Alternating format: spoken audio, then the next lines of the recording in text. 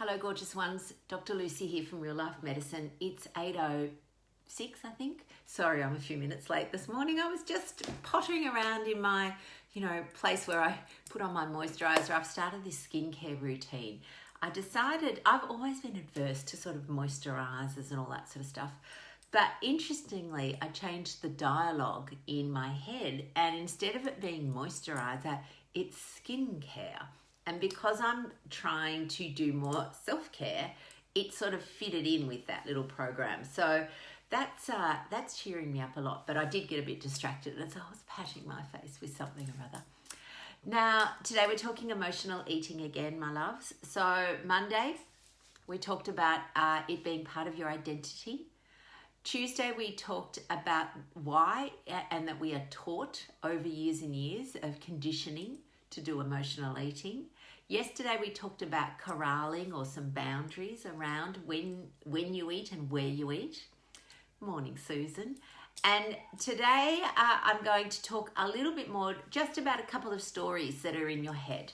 So these are things that people will say to themselves, and certainly I did.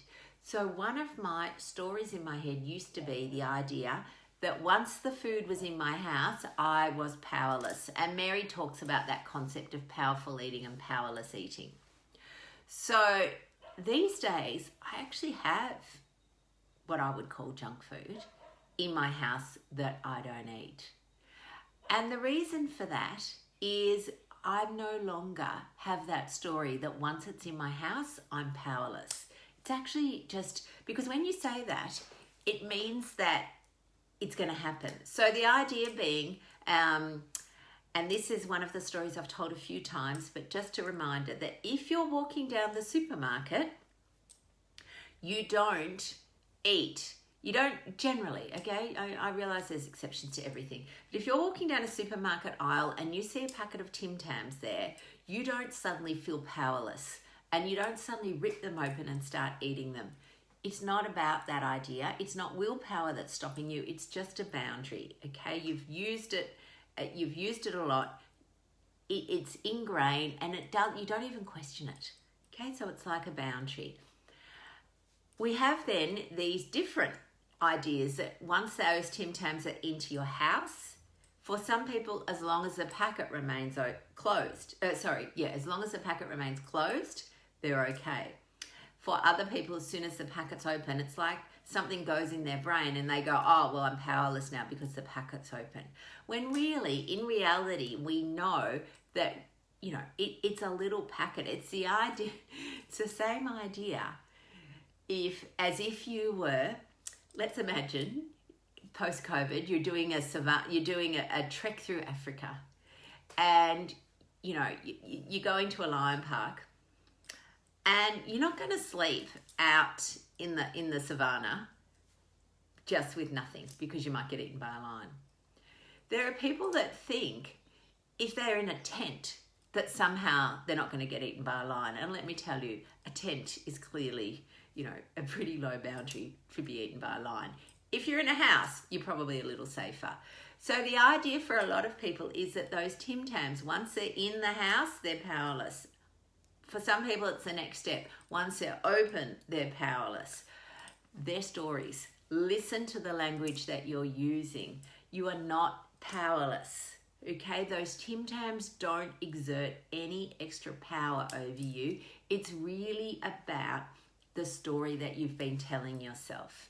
And when we tell ourselves these stories, the more we tell them, the more they go over and over again. And it's that same thing for me. I can't stop once and I'm not going to use that one about once I start I can't stop, because that is absolutely true. The idea that once you start again, then you start a chemical reaction in your brain. Then you've got the dopamine coming. So once you start, it is very hard to stop. That's different to boundaries, okay? That's different to the idea that the Tim Tams are open, the Tim Tams are closed, and that makes a world of difference as to how we approach it. So that's a different kettle of fish. But if we just are looking purely at the idea that the Tim Tam in the cupboard, shut, fine, no problem. Open, suddenly big problem. That's a story, okay? That's a story in our head.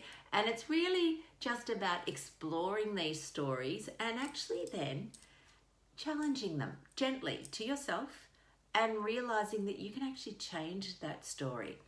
So these days, I actually have ice cream, the crap ice cream in my freezer.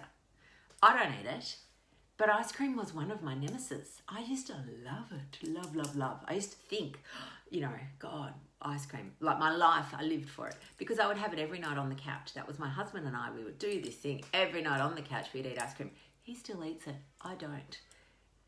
I have a new boundary. It's not about me.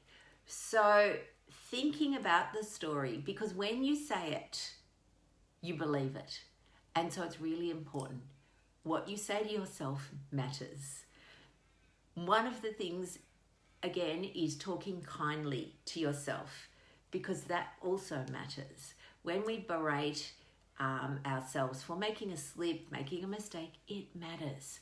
So really practicing, and my word for 2021 is cultivating that talk of self-kindness, cultivating that gentle challenging of the stories that are in your head around your emotional eating, and recognizing that you actually have power and that you can change those. Okay? My loves, that's it, because I've got to run off to work. And I will see you tomorrow. Remembering, this is our last week that we're doing the lives on our page. Next week, all the lives will be in the group. And if you're not in our group, it's easy. You just click on the join group link that's at the top of the page, and it's called Low Carb Real Food. No guesses for what we talk about. And I'll see you soon. Bye, darlings.